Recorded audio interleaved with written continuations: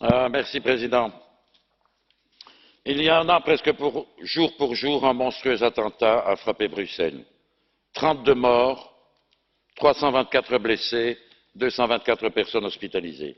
Ce terrible bilan vient s'ajouter à d'autres attentats Madrid, Londres, Paris, Nice, Berlin et j'en oublie. Au total, plusieurs centaines de morts et près d'une dizaine de milliers de blessés. Toute l'Europe s'en est trouvée bouleversée, stupéfaite, meurtrie, mais elle s'est aussitôt ressaisie pour faire face à la menace. Dans la foulée, l'Union européenne a pris un ensemble de mesures pour prévenir et combattre la menace terroriste.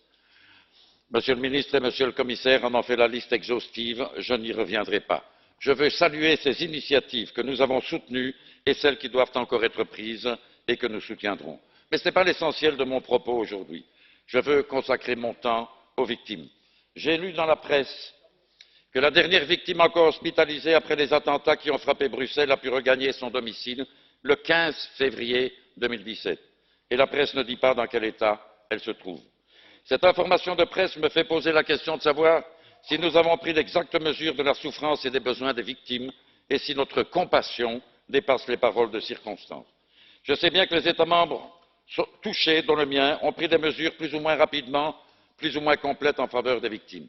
Je sais bien, et le ministre l'a rappelé, que l'Union européenne, dans la nouvelle directive visant à lutter contre les attentats terroristes, prévoit expressément à l'article 24 que les États membres doivent soutien et assistance aux victimes.